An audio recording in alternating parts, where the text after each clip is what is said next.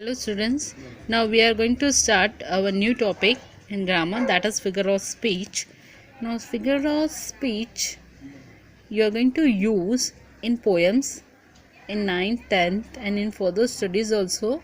It is going to help you. First of all, what is figure of speech? A word or a phrase which is used in a non-literal sense for a rhetorical or a vivid effect is known as figure of speech. Now, the word or a phrase which doesn't have a literally sense. Literal sense means what the writer is saying is what is written is something different than what is its meaning. Now, you will come to learn about different figure of speech, and then you will realize what exactly the figure of speech is. The word which has a different sense. The writer is writing in a different tone. Now we have different figure of speech. One by one we will focus on each one. Now the first is alliteration, all letters. Now it is a very easy figure of speech. Here a letter, or we can say a sound is repeated. A letter or a sound of the word is repeated. For example, see, the bright bird flew. Now here bright, br, again bird, bra, b, b, bird. That is b sound is repeated. So that is alliteration. Second one is four fools fell in the fountain. Now here four, fountain, fell, fool. The sound f is repeated. When this type of phrase you study in any poem, the sentence is an alliteration. Now the second one is very easy. When the word is repeated, not a letter, not a sound, a word, a phrase, right? That is repeated. For example, 2 and 2 make 4. No stir in the air, no stir in the sea. Blow, blow thy winter wind.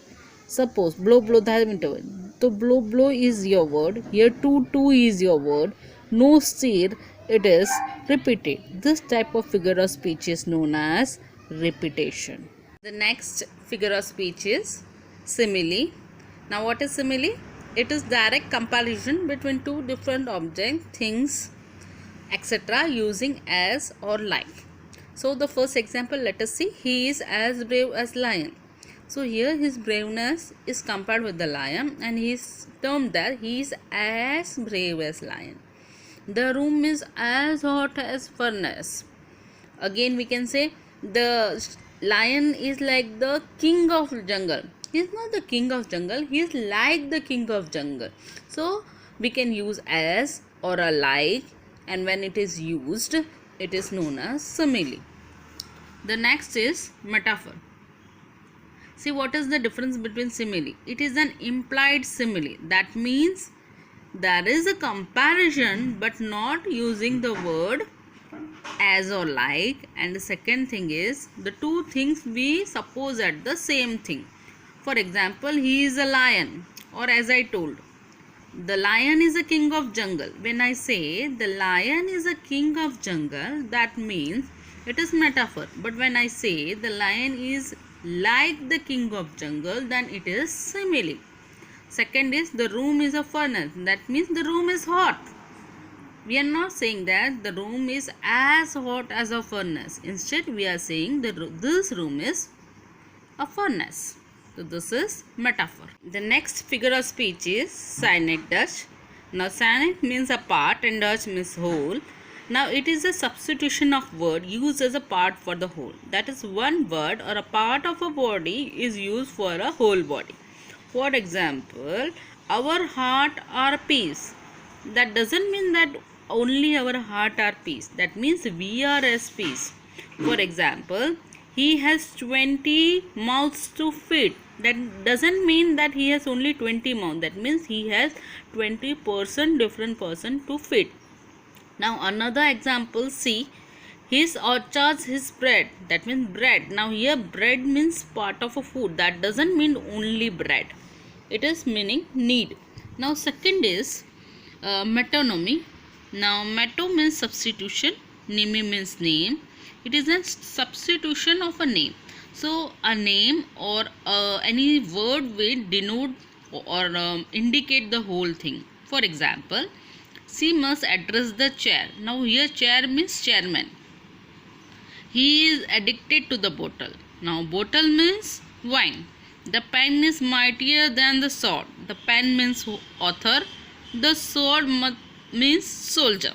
Or we can say the bell rang and all gathered. Now here the bell suggests the church bell, and uniform suggests the community from where he is coming. For example, a student suggests the school, a key suggests a lock.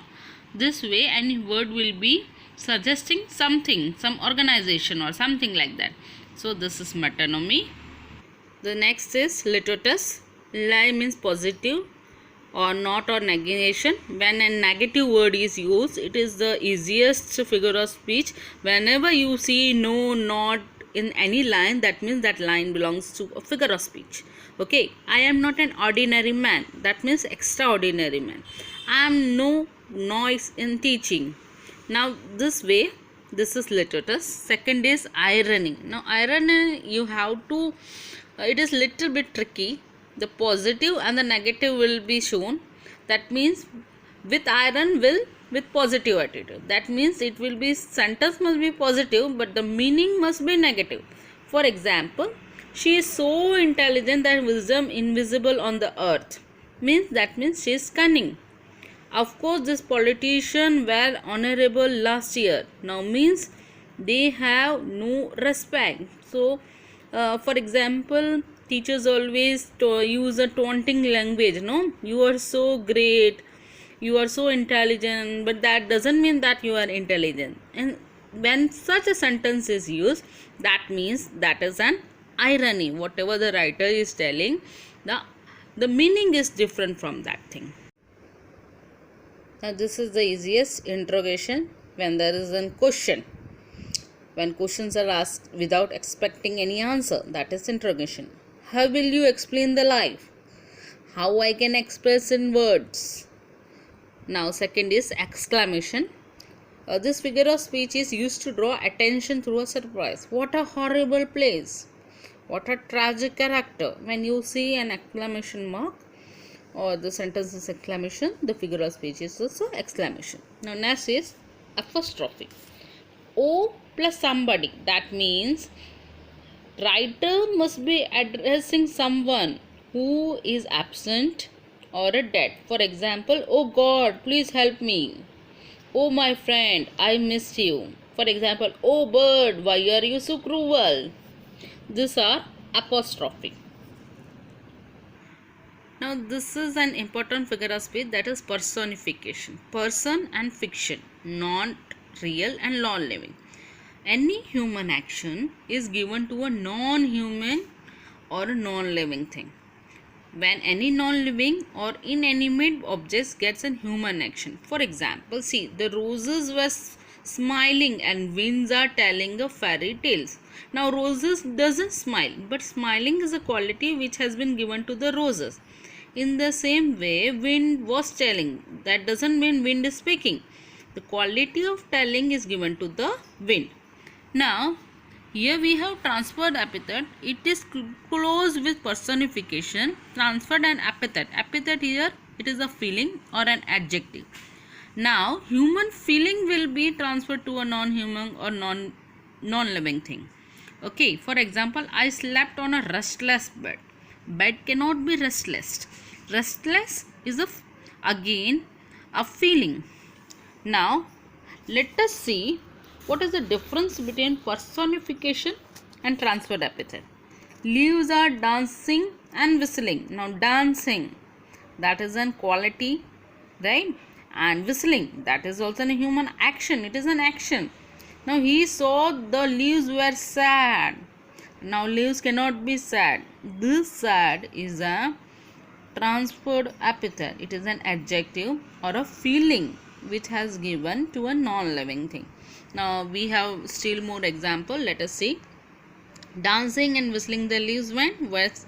I told you that is human activity. Therefore, it is personification. Now the night was sleepless for him. Sleepless means again it is an quality. Now they thus showed the cruel arrow. Arrow again cruel. The cruel is an uh, we can say a emotion, right? A feeling that he is cruel, which is given to a non-living thing. Arrow, that is transfer epithet. Figure of speech is hyperbole. Hyper means exaggerate and bole means say or a statement. When an overstatement is done or an exaggeration is done, that is hyperbole. For example, the tea is icy cold. She swept an ocean of tears. Other example I can give it, for example, the writer is or the poet is telling that I will fill the river with my tears. This type of overstatement is known as hyperbole. Now this is euphemism. Now eu means less, fem means painful, unpleasant. When a sentence expresses an unpleasant event idea in a less unpleasant manner, it is euphemism. For example, he passed away. We are not telling he died. We are telling in a very mild way that he passed away. Now, after my departure, I shall always be remembered. Now, departure here means death. Okay. This type of sentence, that is euphemism. Epigram, Epi and gram. Epi means surprise and gram means view or a statement.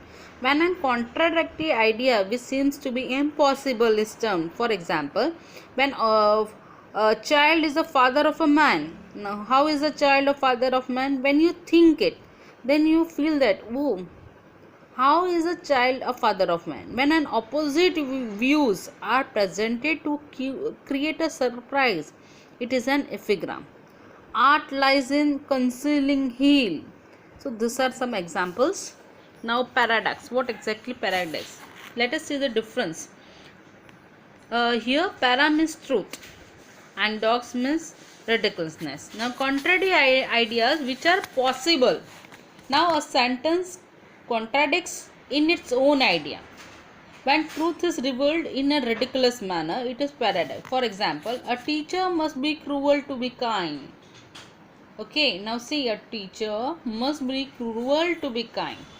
The enjoyment of a tour is the returning time to home. Now see, always we enjoy the tour, but what is the enjoyment when you return to the home? This two things are contradictory, but when you feel this is the possible thing, the idea is possible and it is the truth, that is paradox. That is, though it is contradictory, but it is the truth.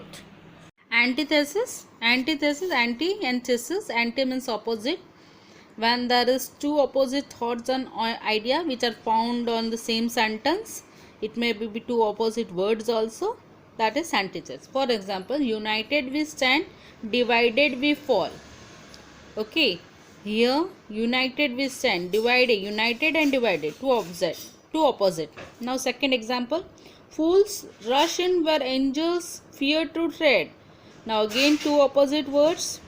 Let me rich and very. Now rich and very, again two opposite words. This type of things are antithesis. Now the second is oxymoron. Here also opposite words, but how it is? The two opposite words are found together in a sentence. That means my life is an open secret.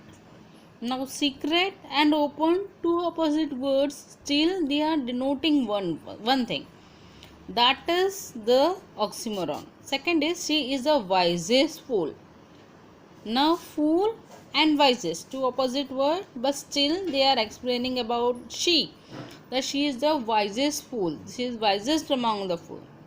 Life is full of itching and loves. Again loves and itching, two opposite words, but still the same one. Now let us see antithesis. Again there is a quite difference. Now when two words with opposite idea are joined by a conjunction, it will be always an antithesis. Okay, and what happens in oxymoron? Two different opposite words will be termed in a same line without joining with a conjunction, that is oxymoron. Now inversion, That's inverse in not verses and statement when a statement is not written in a correct order. Never friend Maisie. See, the order is not in a correct word. For example, you must be doing that jumbling words and in grammar. No, this is same kind of a thing.